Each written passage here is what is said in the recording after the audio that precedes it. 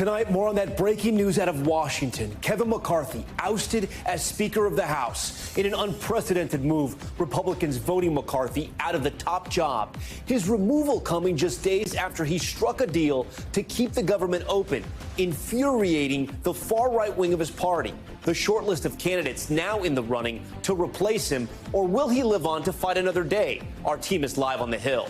Silencing Trump, the judge overseeing the former president's fraud trial, issuing a gag order. What Trump posted on social media that led to that stunning rebuke and the punishment he could be facing if he violates the order. Market shock. Stocks tumbling, sending the Dow into the red for the year. We'll break down what's driving this plunge and what it means for your bottom line tonight. Overseas, a catastrophic crash involving tourists, a city bus plunging off a cliff in a suburb of Venice, Italy, then slamming into train tracks below, catching on fire.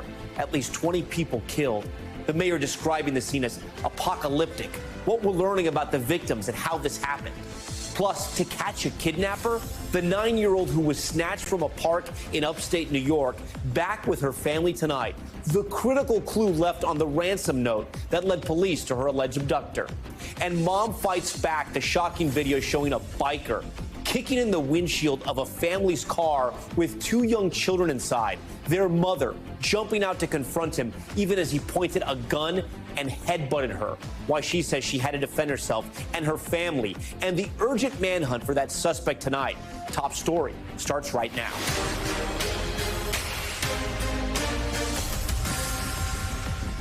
And good evening. We begin Top Story tonight with that historic moment in the nation's capital. The infighting that has been brewing within the Republican Party on full display as GOP lawmakers in the House voted to oust the leader of their own party. And tonight there is big breaking news. Kevin McCarthy tonight becoming the first Speaker of the House to be voted out of the top spot in the history of the United States by a tally of 216 to 210. All Democrats present and 8 Republicans voting to vacate the speakership just 9 months after the California Republican took the job. And NBC News just learning this is breaking right now. Speaker McCarthy will not run again for that position. The push to strip McCarthy of his gavel, spearheaded by Representative Matt Gaetz of Florida and the far-right sect of the GOP. Days after McCarthy reached across the aisle, bringing in Democrats to avoid a government shutdown, a move that infuriated hardline Republicans. The Speaker's seat tonight temporarily filled by North Carolina Representative Patrick McHenry, but now a new battle brewing to see who will permanently step into that role. You can see the short list of names already emerging here. We will dive much deeper into that list in a moment as the future of the Republican Party really hangs in the balance. Senior Capitol Hill correspondent Garrett Hake leads us off with the latest. Tonight, after an historic vote in the U.S. House, now former Speaker Kevin McCarthy returning to an office that is no longer his. The office of Speaker of the House of the United States House of Representatives is hereby declared vacant. Acting on a motion by Florida Republican Matt Gaetz, 8 Republicans joining with Democrats in voting to vacate the position of Speaker for the first time ever, following an impassioned floor debate. It's disgusting. It's what's disgusting about Washington. It's selfish, bad for conservative policies, and bad for America. That's why I strongly support Speaker Kevin McCarthy. There's nothing selfish about wanting a Speaker of the House who tells the truth. North Carolina Republican Patrick McHenry taking over as temporary Speaker. The chair declares the House in recess, subject to the call of the chair. Gaetz declaring victory. It's the benefit of this country that we have a better Speaker of the House than Kevin McCarthy. Kevin McCarthy couldn't keep his word. While McCarthy's allies heaped scorn on the Republican rebels for dividing the party. Matt Gaetz wants to wreak havoc and chaos within the Republican Party, and he's doing just that. And unfortunately, the American people are pawns in his narcissistic game of charades. The seed for Gaetz' challenge to McCarthy was planted in January, when the Florida firebrand was the last Republican holdout to oppose making McCarthy Speaker, eventually switching his vote to present on the 15th ballot. After McCarthy worked with Democrats to temporarily delay a government shutdown this weekend, Gaetz vowed to try to remove him, with McCarthy saying today, I think Matt has planned this all along. It didn't matter what we transpired. Projecting confidence even as he arrived for the vote. Look, I'm an optimist because I think there's no point in being anything else. The narrowly divided House left Democrats an opening. Would they intervene to save a leader many despise? The bottom line here is that just nobody trusts Kevin McCarthy. Nobody trusts Kevin McCarthy. Nobody trusts Kevin McCarthy. And why should we? After a 2-hour meeting, the Democratic leader announcing they'd stay out of the GOP's civil war, but vote against McCarthy. All right, and we continue to cover this breaking news out of Capitol Hill right now. We just received the breaking news that former Speaker of the House, Kevin McCarthy, has decided not to run for the position again. So Republicans are now in the game of trying to find a new speaker, trying to name a new speaker. There have been several names thrown around. People are talking about possibly Louisiana Representative Steve Scalise as the leading candidate. The problem with that right now, at least for the time being, is that he's fighting cancer at the moment. For now, Representative Patrick McHenry is the temporary Speaker of the House until Republicans get their act together, get their votes together, and figure out who's going to lead their party. Garrett Haake joins us now on this breaking news. Garrett, I know all of this is sort of happening very quickly. We've just confirmed the news that Speaker McCarthy is not going to run again. I had a conversation with Congressman Jimenez just about an hour ago, and he was sounding like he was supporting McCarthy, that McCarthy was going to live to fight another day. Clearly, that's not the case. Tom, McCarthy has told us hundreds of times probably that he is a fighter and that he does not give up. But I think he took a look at the vote today and realized the math was simply not going to be there for him in the short term, or that he would face these challenges continually in the long term. Now, he's going to speak a little bit later tonight. We might get a little bit more information about his thinking. But with McCarthy out of the way, McCarthy had really a stranglehold on maybe 200 votes within the conference. There was a ton of loyalty to him within the majority of the conference. If McCarthy steps aside here, it clears the way for any number of other members to try to make a push to become Speaker. My eye falls immediately on his top deputies, Steve Scalise, Tom Ever, Elise Stefanik, the other senior members of his leadership team. But any of them, Tom, would have a lot of the same problems that McCarthy had. They have to make impossible math work with intractable elements of their conference who won't take, the fact that the other two branches of government are controlled by Democrats as an acceptable answer. Scalise among them probably has the best conservative bona fides, but he's also fighting cancer right now. He may not be physically up to the job or willing to take it on. Whether someone like Patrick McHenry, who's now in the temporary role, holds on to the job longer until Scalise is healthier. I mean, there's a number of ways to game this out. I don't know that we'll get an answer tonight, but with McCarthy stepping aside, those other pieces can start falling into place. You know, Garrett, I'd like to talk about his thinking, because do you think he reached a point where he said, I'm not going to get there with the Republican votes? And you would think he could try something, and I don't know if I want to call it courageous, because other people might say it'd be political suicide, but could he have reached over to the Democrats and say, can I get any of you to vote for me to keep me as Speaker, to keep some stability, and I'll work with you? Or would have been the end of him right there?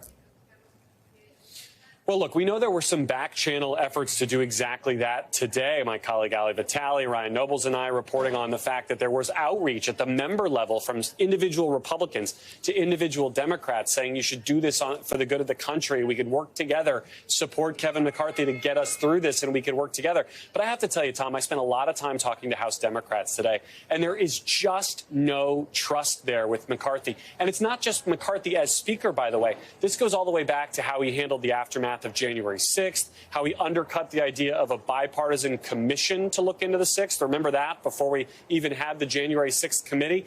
They just don't believe that that outreach would be genuine and that any deal with McCarthy would be worth the handshake or the paper it was written on. And so I think the time for that has long since passed. I don't think there was any path for that kind of coalition-style government for this particular Republican. Some critics of Representative Matt Gaetz, who spearheaded the effort to get Speaker McCarthy out, have pointed to the fact that they don't remember hearing Matt Gaetz a lot during the Trump years complaining about spending, complaining about the deficit. And now this became the breaking point when Speaker McCarthy was there and President Biden was in power. Do you think this was about spending? Do you think this was about bills being passed forward? Or do you think this was about personalities?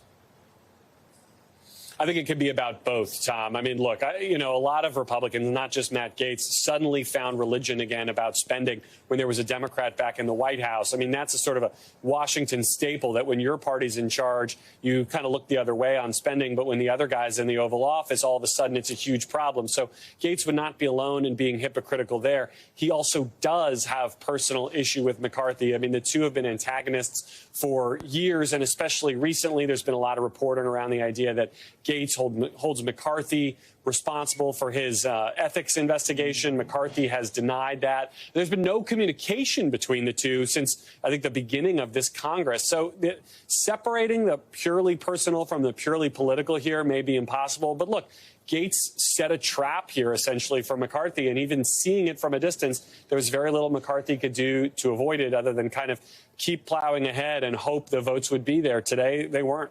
Garrett, as you work on your book, Civics for Beginners, explain to our viewers who right now is the speaker. You mentioned him earlier, Representative McHenry. Talk to us about the process, what happens from here. So, Tom, this is a law that was put in place after 9/11, where there was continuity of government issues here and the realization that should something happen to the speaker, you can't risk that office, second in line to the presidency, being vacant for some protracted period of time. The rules were changed so that the speaker, when he or she takes that office, basically submits a secret list to the clerk of people who would be acceptable members to be speaker pro tem, someone who could take over the job on a temporary basis. We learned only today, after McCarthy's ouster, that at the top of his list was Patrick McHenry.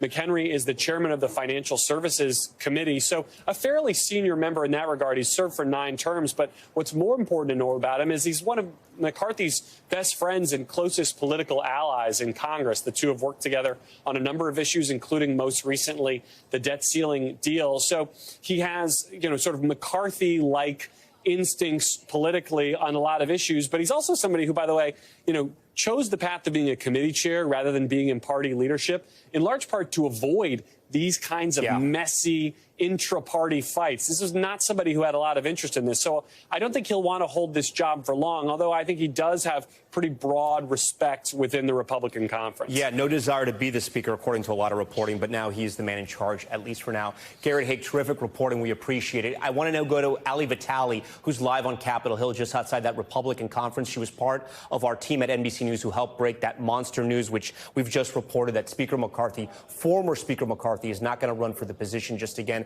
Ali, this is so surprising because just before you broke that news, I was speaking with Congressman Jimenez, who was basically saying so many Republicans stand by Kevin. We're gonna push Kevin. They thought he could live to see another day, but clearly that's not the case. Do you have any more reporting on what went into that decision for former Speaker McCarthy?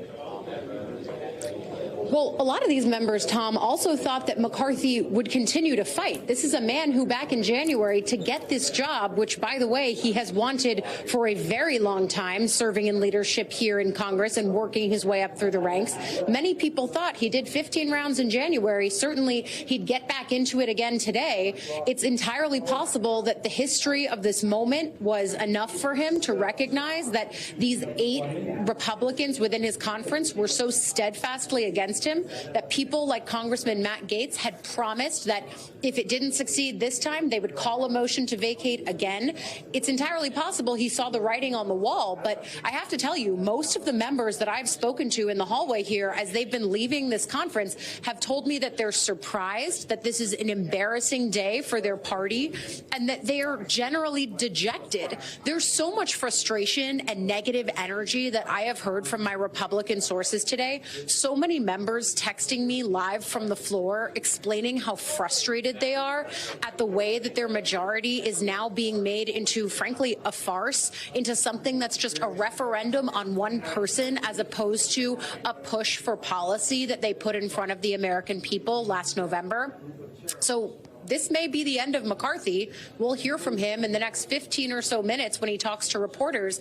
But it's striking because I, frankly, asked the speaker today around noon when he walked to the floor, was that his last time that he would open the floor as speaker? He ignored the question, smile on his face, and continued walking ahead. But it now seems that that was the right question because, frankly, it was. Yeah, with ultimately the question of who's going to hold the gavel in the future up in the air, can you explain to our viewers why this is so important? This is not just about ego and not just about politics, but about the business of passing bills, getting legislation done, getting funding done, getting people who need help, the help they need. And this all sort of, it almost feels like a mini shutdown, if you will. I'm so glad you asked that question, because I think to some viewers it might seem esoteric or out of their life and it doesn't have an impact, but who runs the House is actually very impactful. The House is a majority-run business, in effect, Tom. Whoever the majority party is gets to run the show on policy priorities, and more than that, whoever's the speaker controls what gets to the floor. That means that while there's no speaker, this is effectively a rudderless Congress. Republicans aren't able to enact anything, but neither are Democrats. And it's not just policy priorities that are partisan. We're talking about things like future disaster aid and relief to all of these different places that have been battered by storms and hurricanes and tornadoes. We're also talking about future aid to Ukraine. All of these issues that are actually nonpartisan or bipartisan in fashion up here on Capitol Hill. When you don't have a speaker, you don't have the ability to push that legislation anywhere on the floor. And so technically there is a speaker there in Patrick McHenry, who is a close ally of the former Speaker McCarthy. That's why he's in this position temporarily.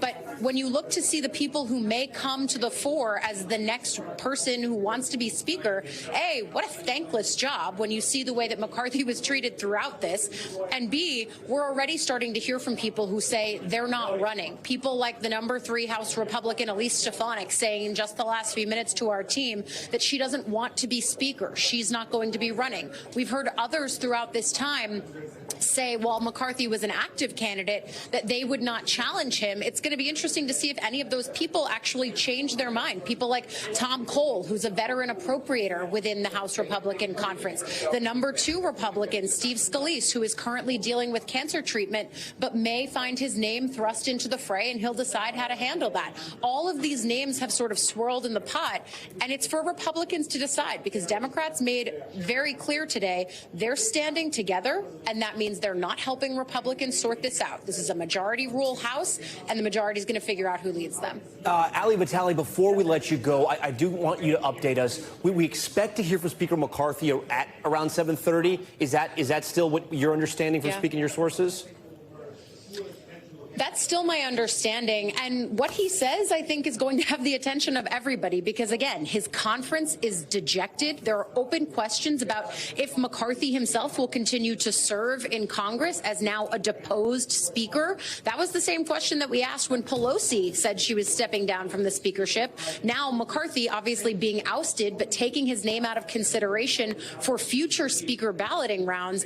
It's unclear that he's going to stay in Congress. That might be a pretty awkward thing to do, especially depending on who the next speaker is. But all of those are going to be questions here. And of course, the other thing I'm interested in is if McCarthy would push his own allies to replace him in this speakership role. Would he want someone like Patrick McHenry or Garrett Graves, some of his closest and most trusted allies who have been with him at each inflection point of this speakership during every major battle, every major negotiation? Many times they were the ones in the room negotiating in McCarthy's name.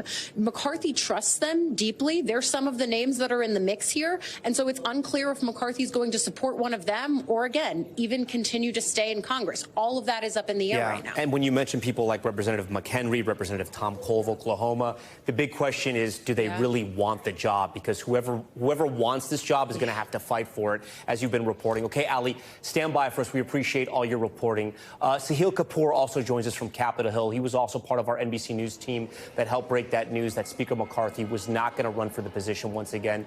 Sahil, I know you just spoke with Senator Lindsey Graham and the other body of Congress there over in Washington. Talk to us about what he told you, what this means for the Republican Party, and what you're reporting and your sources have been telling you about the thought process for Speaker McCarthy, former Speaker McCarthy, I have to get used to saying that, and why he decided not to run for the position again. That's right, Tom. Well, I did speak to Senator Lindsey Graham moments after that vote to oust Speaker McCarthy, and he was shocked by it. He said it's a self-inflicted wound by Republicans. He called it an unforced error that would be bad for their policy goals, that would be bad politics for the Republicans, makes them look chaotic. He said it would be good for President Biden because it helps him, make the case against the opposition party being in turmoil, failing to focus on policy goals. He also said he has no idea how things work in the House of Representatives right now. In the midst of a speaker pro tem with Patrick McHenry, are they allowed to put bills on the floor and pass them? Can committees function? If they put a bill on the floor, can it be challenged in court? Senator Dick Durbin, the chair of the Senate Judiciary Committee, also told me he doesn't know if the House is even able to pass bills. And all of this comes as we have, in about 6 weeks, another major deadline coming up for government funding to pass an appropriations bill or face a shutdown. Now, that's just the Senate side. In the last couple of minutes, I spoke to Congressman Ralph Norman, who is from South Carolina, he was one of McCarthy's original detractors, part of that group of 20 or 21 who tried to prevent him from becoming Speaker in the first place, a very conservative member in the House Freedom Caucus. He actually voted to save McCarthy's job today. He told me a couple of minutes ago that he's surprised McCarthy told the conference that he will not run for Speaker again. He said after 15 ballots, I expected him to run again. One other thing he said, which I thought was really important, Norman said that McCarthy told the conference that the next time this happens, Republicans should settle on one alternative. They should coalesce around someone and not do this again, not do these multiple ballots again, not do this inter-party acrimony again. Who that candidate is far from clear. That is going to be the next big question we try to figure out, as our colleague Rebecca Kaplan reports that next Tuesday, Republicans are expected to hold a candidate forum for Speaker, and an election could be as early as next Wednesday to crown a new Speaker of the House. Until then, the chamber will be in paralysis. This is an unprecedented moment in American history, Tom. We have never before seen a Speaker of the House ousted in the middle of a session. It's bedlam. Sahil, I want to bring up 2 points to you. The first being, you talk about how Senator Graham said this is just a bad day for the Republican Party. I'm texting with a congressman now, trying to get them on our air, and they're telling me that they do not want to come on because they're just too emotional, and they're going to regret what they say, a Republican congressperson. So it speaks to what people are going through right now within the GOP in the House. My other question to you is that candidate forum that's going to happen. I think you reported it's going to happen next week or in the coming weeks. Can someone like Representative Scalise be a part of that, even though they're undergoing chemotherapy? How would that work with somebody who is so important to the GOP in the House, but obviously is trying to fight cancer and fight for his life? Yes, well, Scalise insists he could do both things. He has been here serving as the House Majority Leader while he battles cancer. He is very optimistic about his prognosis, as his doctors believe things are looking good and that he will beat this. So his posture has been that he is not going to let that slow him down. Of course, the job of Speaker is one notch above the job of a House Majority Leader. His responsibilities will certainly multiply if he were to take that job. But he would be the natural next in line to get that job. The big question is, do the detractors of Kevin McCarthy, the 8 Republicans who voted to remove him from the job, end up supporting a natural ally who has been supportive of the way McCarthy has run the chamber, who, like the vast majority of Republicans, believe that McCarthy has done as good a job as a Speaker can when it comes to getting conservative priorities passed through this tiny Republican majority in the House, while the Democrats control the Senate, while the Democrats control the White House. Your point, it's a really good one, Tom, what Republicans are saying. They don't even want to come to a camera and talk about it. I texted with one Republican lawmaker in the meeting just a minute or two after McCarthy announced that he wasn't going to step down. I asked who would do a better job. This person responded, quote, nobody, unquote. Sahil, I do want to ask you, I was speaking to Congressman Jimenez on air about this, and he was telling me that right after the vote, when Speaker McCarthy lost his position, when he was voted out, essentially, he spoke to him and he said, we support you, we're behind you. And it sounded like Speaker McCarthy was going to try to fight this. And then within 30 minutes, you guys broke the story that he was not going to run for the position again. Do we have any idea what went through his head or what the calculus was made that this wasn't going to happen? Yeah, that's been his posture every step of the way from the moment Republicans won the majority in the House narrowly, and this, group of a dozen or a couple dozen hardliners came out and said, no, Kevin McCarthy shouldn't be Speaker. He said he's a fighter.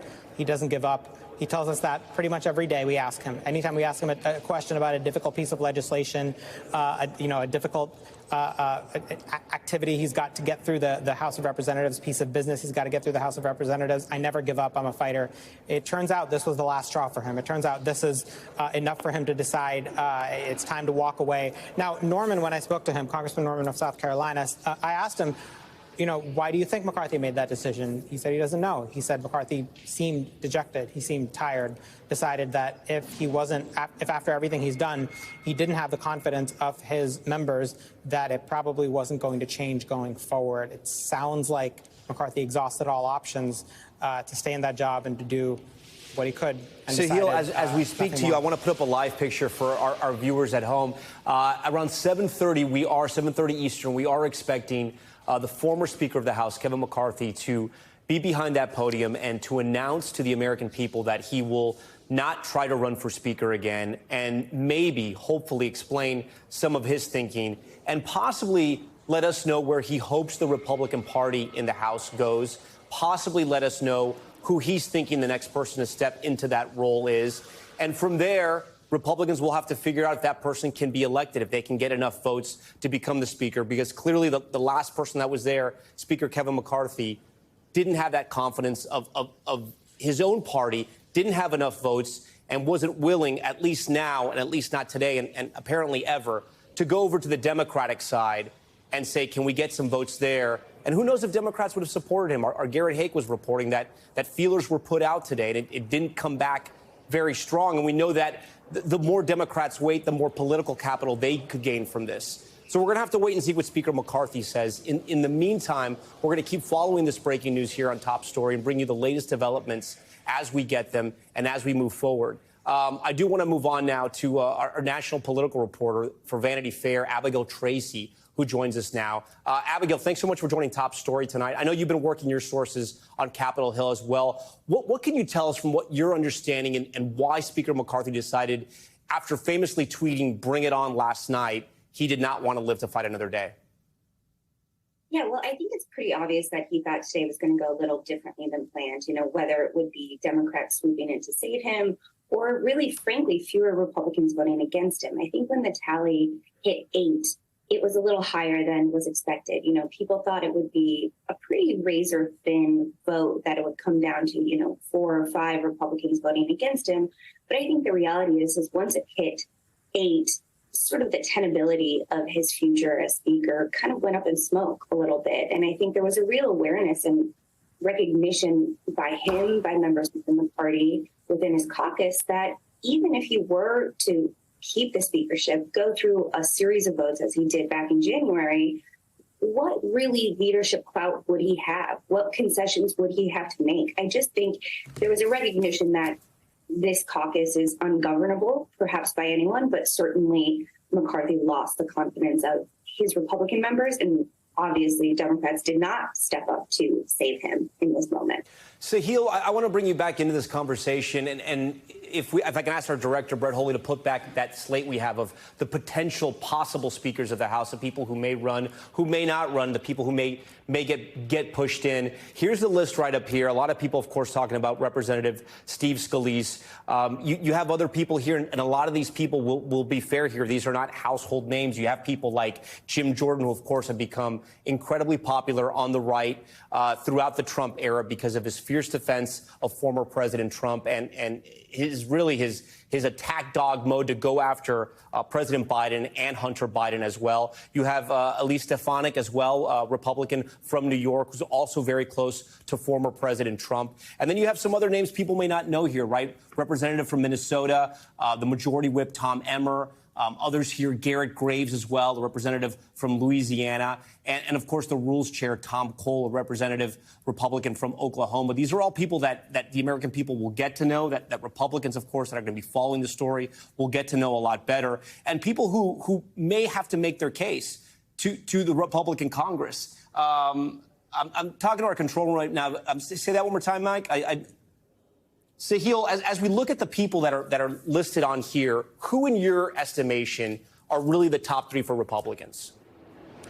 Well, Tom, you could break them up into a couple of different buckets. They're the natural successors, the people who are already in McCarthy's leadership team. That would be Steve Scalise, Tom Emmer, Elise Stefanik. That's the second, third, and fourth ranking Republicans who are in leadership.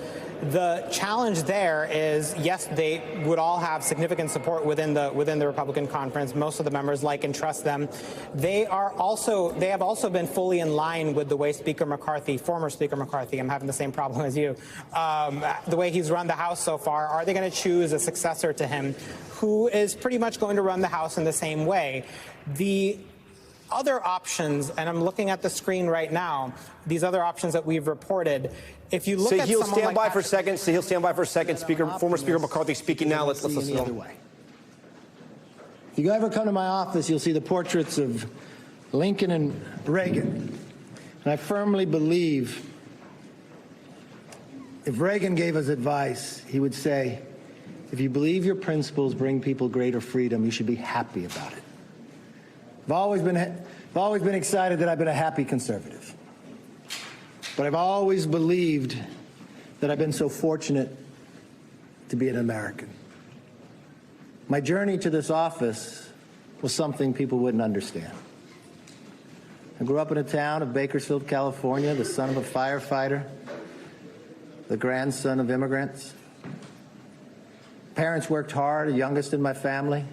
Didn't have great wealth. When got out of high school, I didn't have great grades. Couldn't get a scholarship. Went to community college. Flipped cars to try to pay my way through it.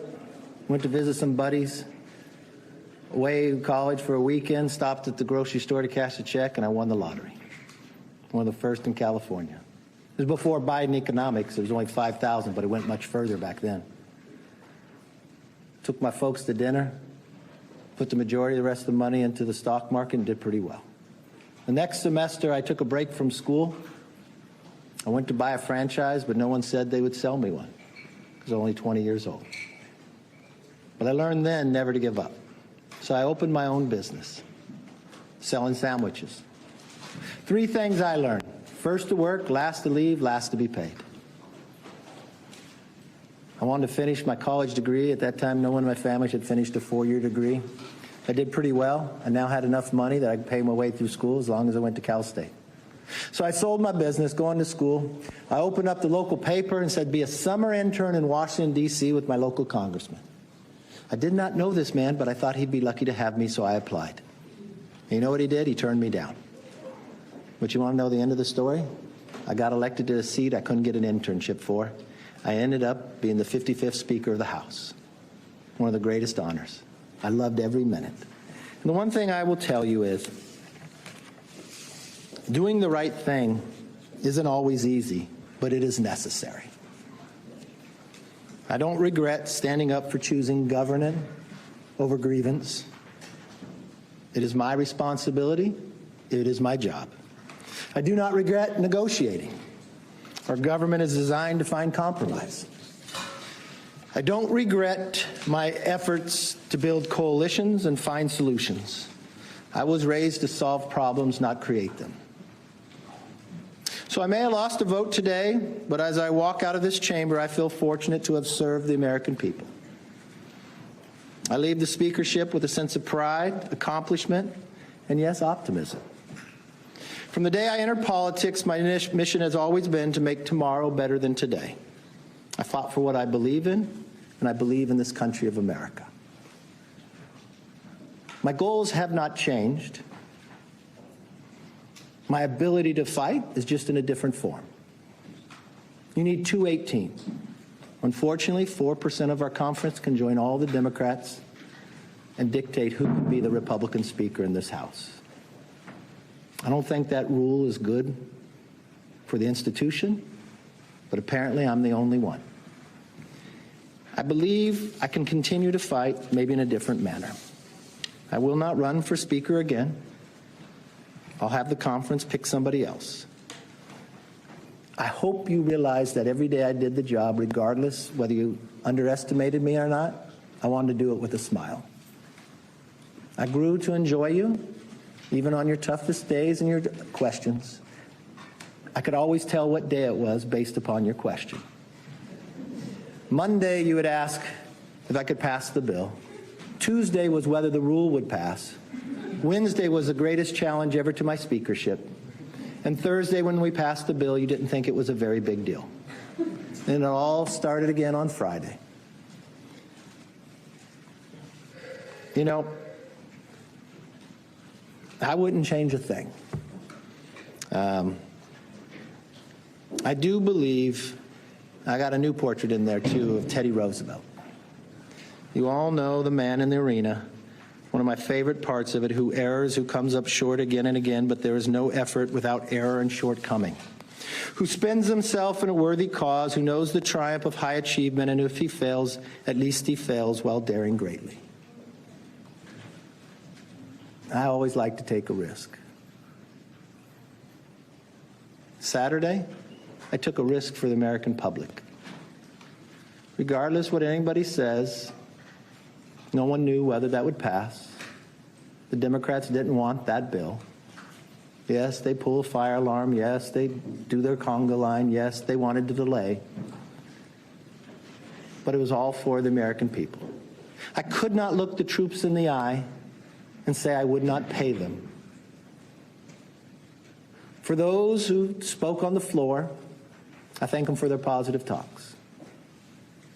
I don't know what those who voted against and said there was some deal, they were never a part of any deal. For those who said about what we accomplished, I'm proud of what we accomplished. From the Parents' Bill of Rights to our energy bill.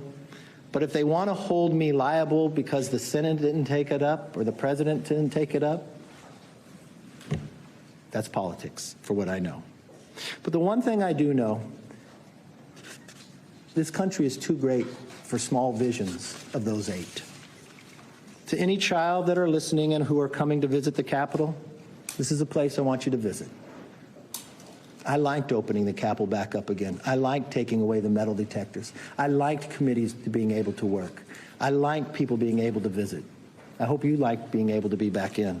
I think it was important that members actually show up to work as well. You know, to paraphrase Lou Gehrig, he said, I might have been given a bad break, but I truly still consider myself to be the luckiest man on the face of the earth. There's no other country that you could rise to be the 55th Speaker, not get an internship, and be able to fight for the American public. So it was my greatest honor to be able to do it. I loved my conference well. I loved to be able to I've been a part of the leadership team for quite some time. We won 2 majorities.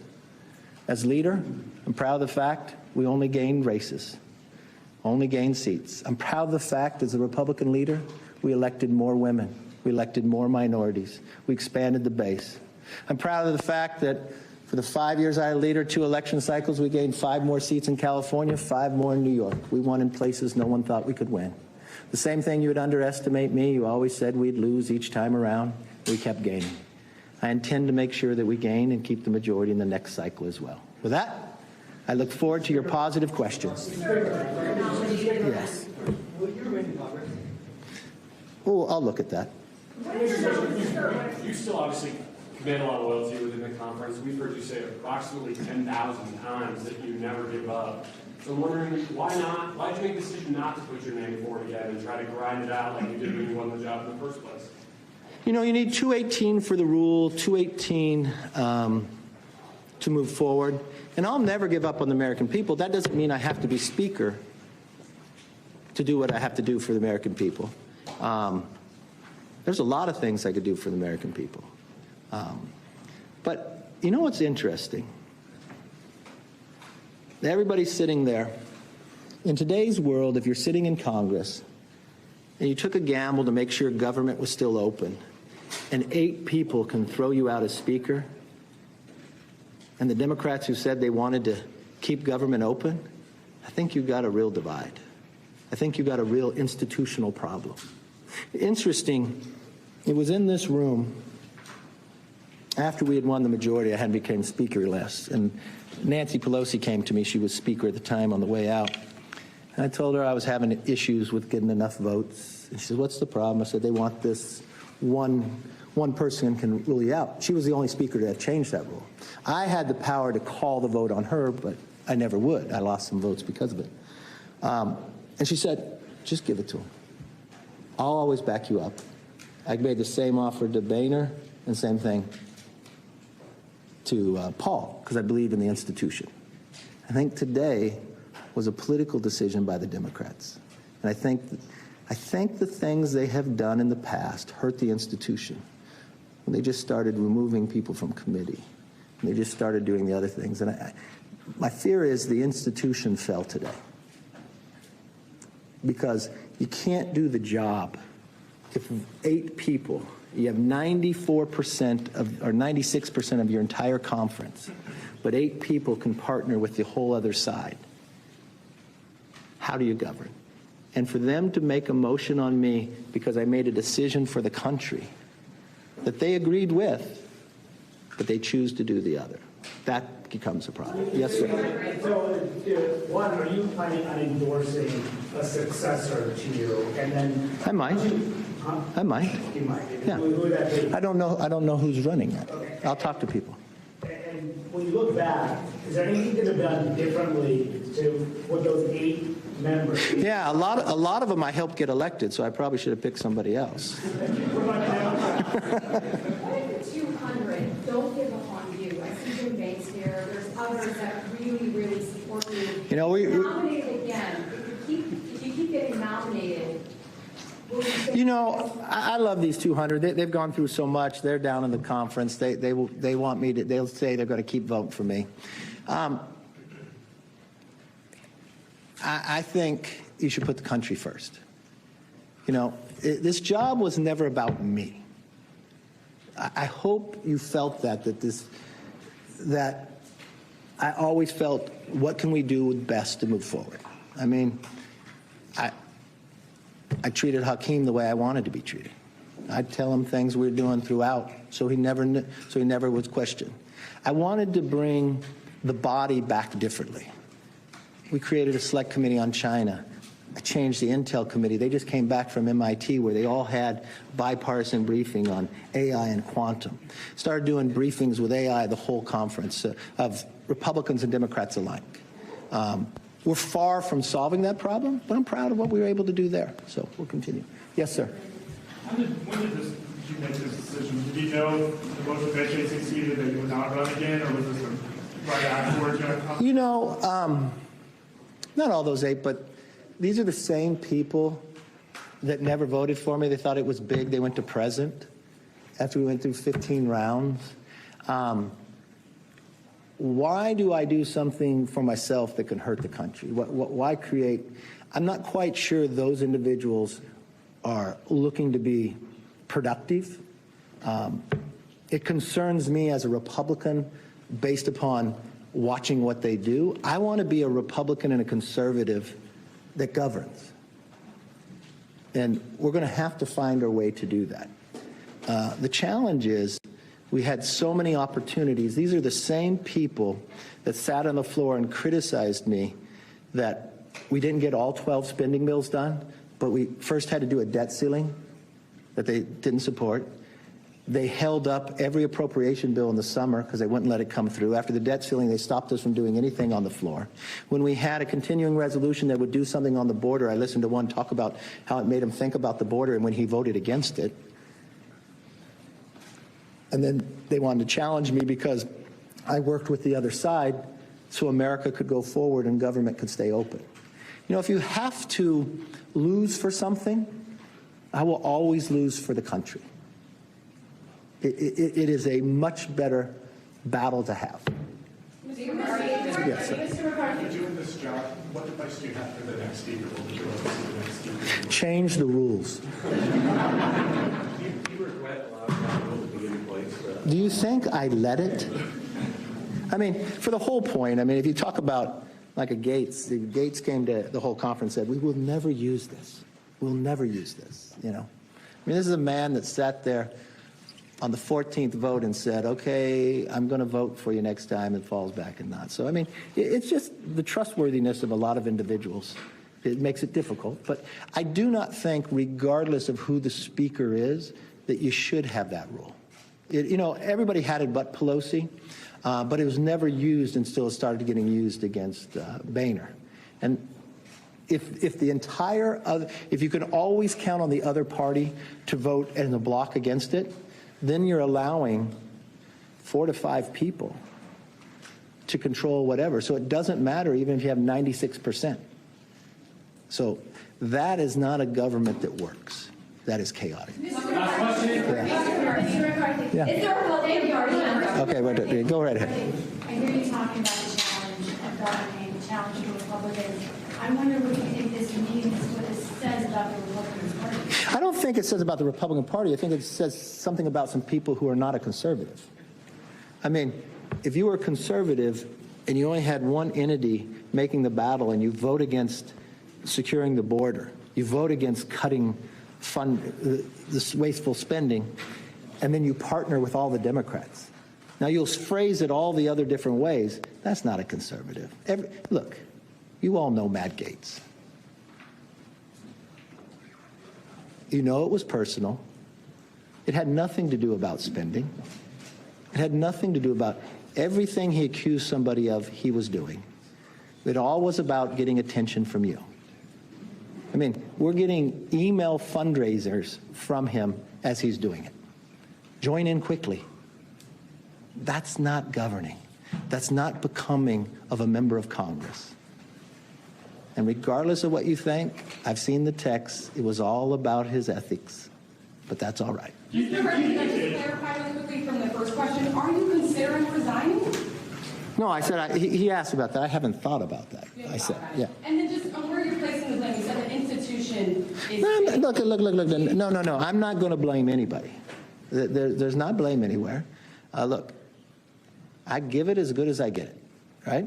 So it's... You know the challenge. I knew going in. You would take a poll all the time. Is he going to get thrown out this week? But you know what? If I lose my job over doing what I truly believe was right, I'm very at peace with it. You asked earlier, like, when did I decide? I knew they would make the motion on me. It didn't make one bit of difference. I felt very comfortable in that decision. And I think the American public believed that decision was right.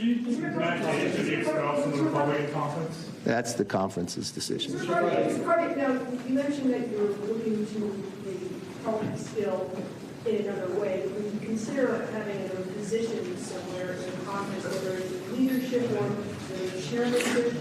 No.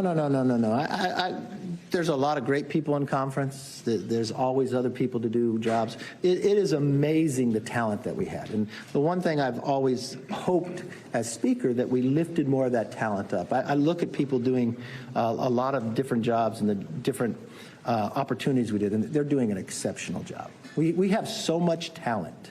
It is remarkable. Yes. Thank you. Was this kind of, in your mind, a little bit preordained from the beginning? Obviously, it was a much more narrow majority than what you anticipated, what Republicans considered. 15 rounds, the longest speaker's race since 1859. And then I made history, didn't I? It was that, well, we did do that, yeah. But was that kind of always thought that it was inevitably going to go this because of the narrow majority and because the writing might have been on the wall? Well, would any of you think if it took that long and you had one person, you knew it was always a possibility, so that was fine. Didn't bother me, didn't change any of my decision I made. But it was interesting. I read a tweet the other day of Matt Rosendale. He goes to Mass every day. But you know what he said his prayer was all last year? That Republicans didn't have a big victory, that they had a narrow victory. When you have members like that are part of your team, you got a tough team. You know, look, when I was in business, I got to hire and fire who worked with me. Somebody else hires them, somebody else fires them. My job was to inspire them. I think we did some good work, and I think we'll continue to do great work. Yes, sir. Can you reflect back on 2010 when you guys were the young guys, right? You, Paul Ryan, Eric Cantor, yeah. Now, all three of you guys have been essentially... Well, we're not that young anymore. Well, all three of you have been pushed out by so-called more conservative members. No, let's be fair, and it's wrong that you ever say. They are not conservatives. They voted against the greatest cut in history that Congress has ever voted for, $2 trillion. They voted against work requirements. They voted against NEPA reform. They voted against border security. They voted against. They don't get to say they're conservative because they're angry and they're chaotic. That's not the party I belong to. The party of Reagan was if you believed in your principles that you could govern in a conservative way. They are not conservatives, and they do not have the right to have the title.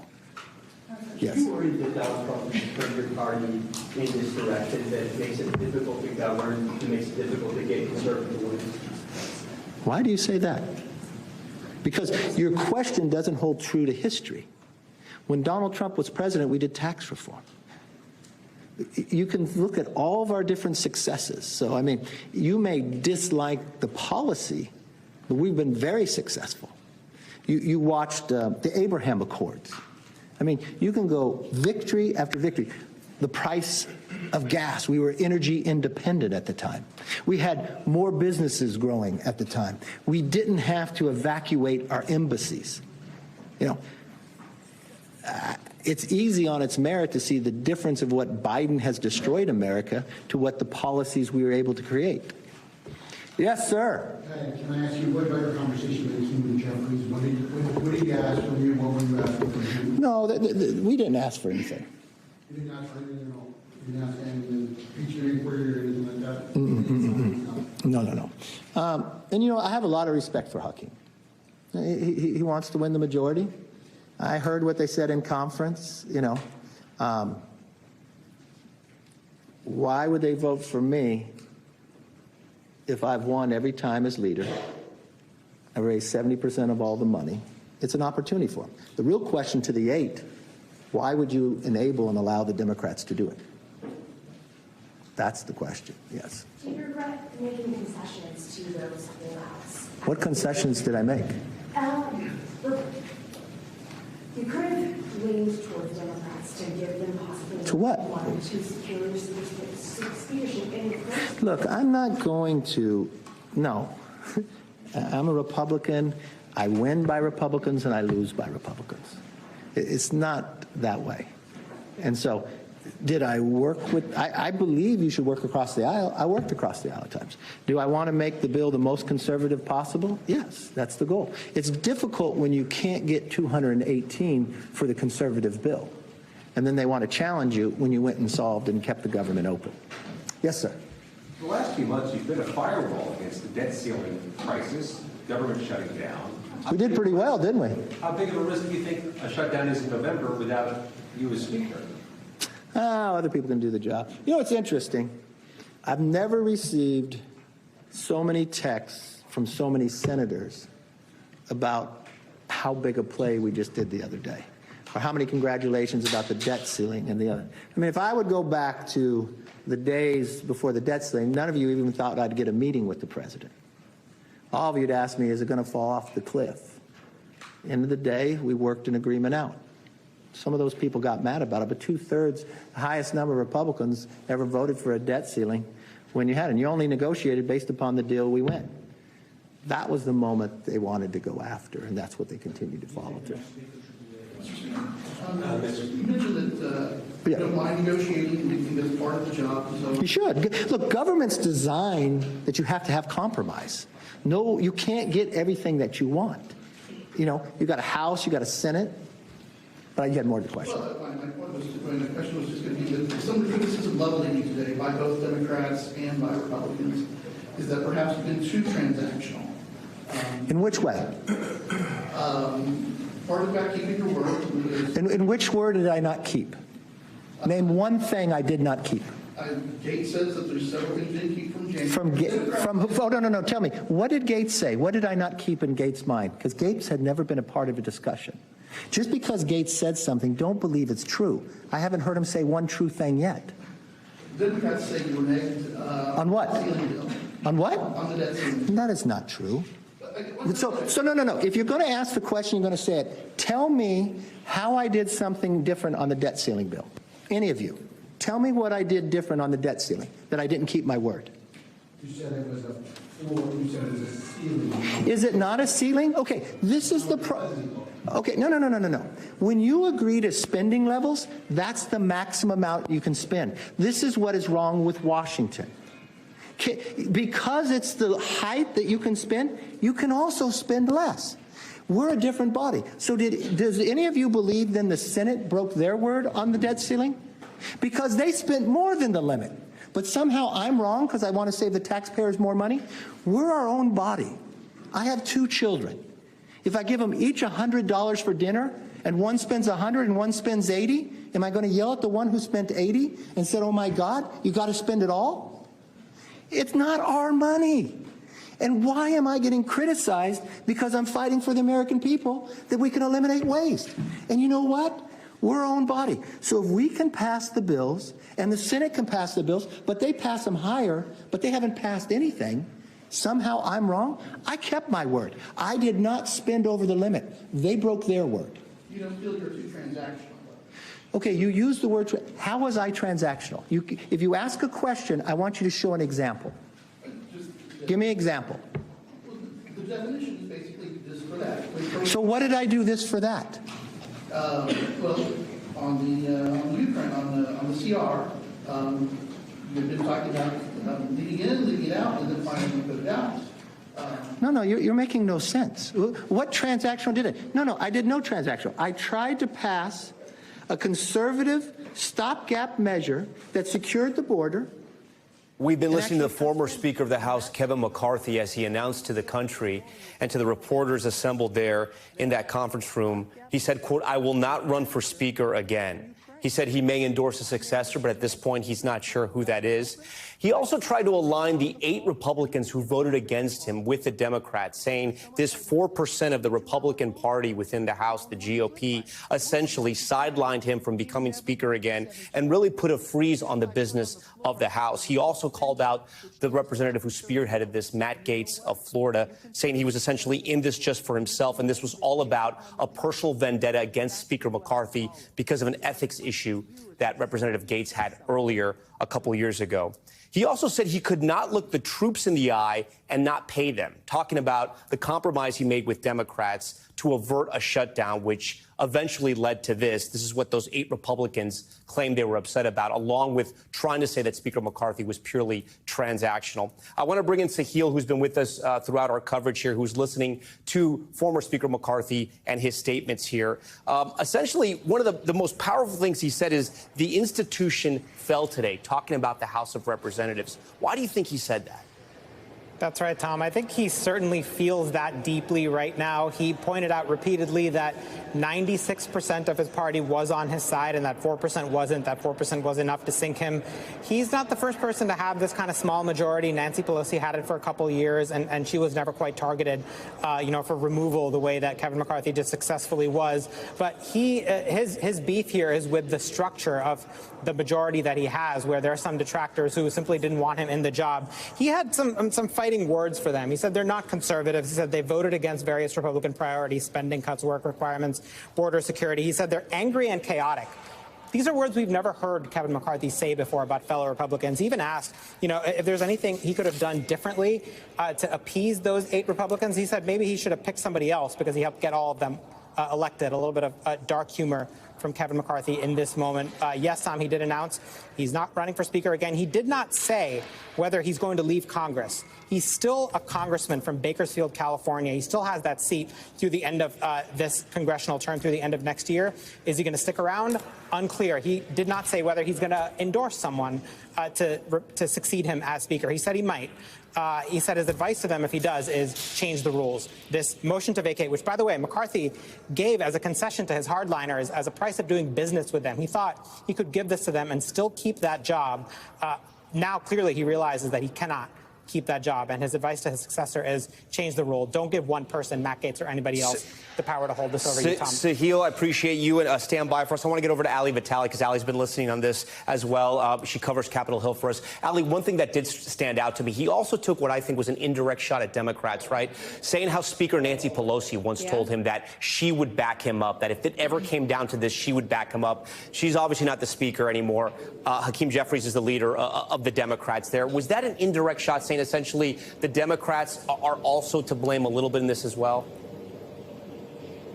Well, look, that's a talking point that we've heard not just from McCarthy, but from his successor, Patrick McHenry, right now, who's serving in a temporary capacity as Speaker. There's an attempt to blame Democrats here, when in reality, this is a problem that within the Republican conference they created for themselves, and the House is a majority-run system. Whoever has the gavel has the power here. Democrats very much said, we're in the minority, we're going to let Republicans figure this out. Earlier today, Kevin McCarthy said that he had spoken with Hakeem Jeffries and that he understood the politics of this moment, which is to say that Democrats didn't see a political or, frankly, personal upside to saving McCarthy's speakership. All of that was already baked in the cake, Tom. Ali Vitale for us as we continue to cover this breaking news out of Capitol Hill, both that former Speaker of the House, Kevin McCarthy, was ousted today, and then the stunning shocker, he will not run for that position once again. So who will hold the gavel in the future is still up for grabs. A lot of names being thrown around. It's something that we'll continue to cover tonight and, of course, into the weeks ahead. As it stands right now, the person holding the gavel is I should say, temporary Speaker of the House, Patrick McHenry, a representative from North Carolina, for right now until Republicans come together and they decide to vote. Again, former Speaker of the House, Kevin McCarthy, saying he will not run for Speaker again, saying a quote, the institution fell today. We thank you for watching Top Story. I'm Tom Llamas. Stay right there. Thanks for watching. Stay updated about breaking news and top stories on the NBC News app or follow us on social media.